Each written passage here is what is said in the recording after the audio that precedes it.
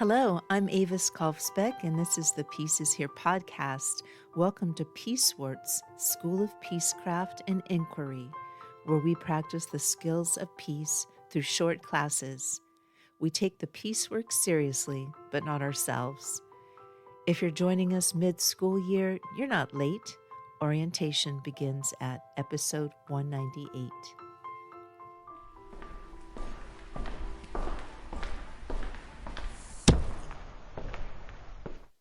Welcome back, Peace Scholars. This is Chronicled Courage 101 in the Hall of Records, where we keep our eyes on the evidence. In this session, we look at one of the most famous and most misunderstood moments in the history of peace, known as the Christmas Truce. In December 1914, 5 months into World War I, the official maps drawn by the generals predicted total war. But in the mud of the Western Front, the people in the trenches performed a collective act of refusal. The thing is, we were all in the same state. We were all cold. We were all wet. We were all fed up. It didn't matter if you were a German or a Briton. Bertie Felstead, British soldier and survivor of the 1914 Christmas Truce. In this department, we call this horizontal peace. It is the moment when the vertical authority of command, the orders that demand killing, is overruled by the lateral reality of shared humanity. History. The Christmas truce was not a single coordinated miracle.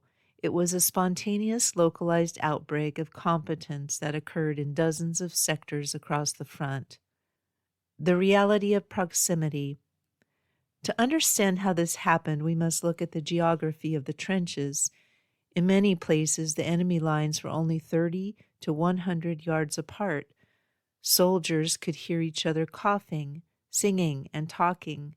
They were sharing the same rain, the same cold, and the same misery.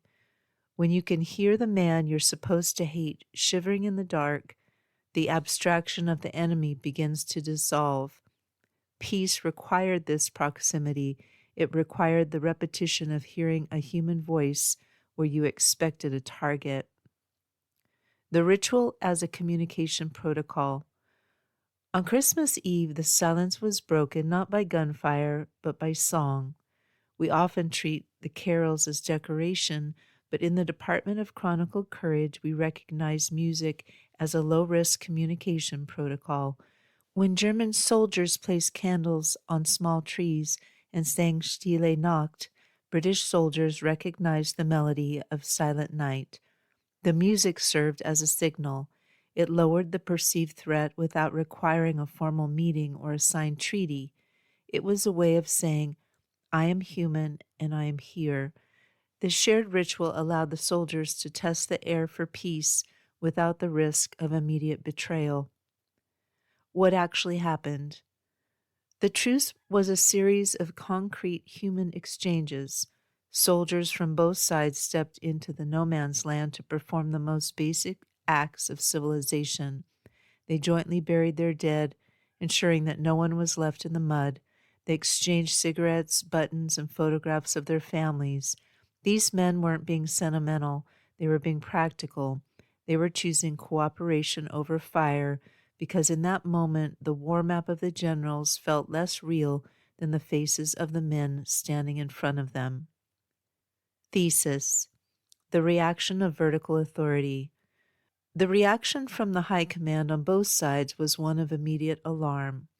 For a general, a soldier who talks to the enemy is a soldier who might refuse to kill them. Horizontal peace threatened the entire structure of vertical war.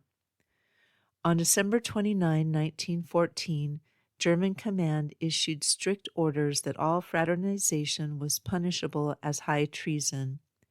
Simultaneously, British General Horace Smith-Dorrien ordered his commanders to clamp down on friendly intercourse, insisting that the offensive spirit be restored. In some sectors, artillery bombardments were deliberately ordered on Christmas Day to reassert hostility and force the soldiers back into a state of fear. Many units involved in the truce were rotated out and replaced by hardened troops who hadn't yet seen the faces of the other side. The core lesson: faces versus abstractions. The Christmas Truce did not end the war, but it proved that war is a system imposed from above, not a natural state from below. Peace was possible the moment the soldiers refused to see the war map and started seeing the person. This story is often minimized or turned into a fable because the reality is too dangerous for the narrative of inevitable war. It exposes the fact that war depends on vertical separation and abstraction. Peace emerges when people encounter each other horizontally. Maps and orders collapse in the presence of voices and shared needs. Your homework. 1. Look up the letters of soldiers from the 1914 Christmas Truce and find one description of a conversation between a British and German soldier. 2. Write down one question about any of this episode's topics. If you don't have a question, just write "no question." 3. Optional, journal. Think about a situation in your life where you've been told to see someone as an opponent or an enemy. How much of that is based on a war map given to you by someone else? What would happen if you ignored the map and looked at the horizontal reality of that person's life? The ink of the future. In the Department of Chronicled Courage, we remember the lesson of 1914. The living architecture of peace is not just something we study in ancient treaties or grand halls. It is something we build every time we choose to see a face instead of an abstraction. Until next class, keep your eyes on the evidence. Class dismissed. Thank you for listening. If you'd like to support the Pieces Here podcast, the most helpful way is to follow it wherever you're listening. It helps share the message with others. You can also support this piecework at my Patreon for $4 a month, about what a used paperback goes for these days.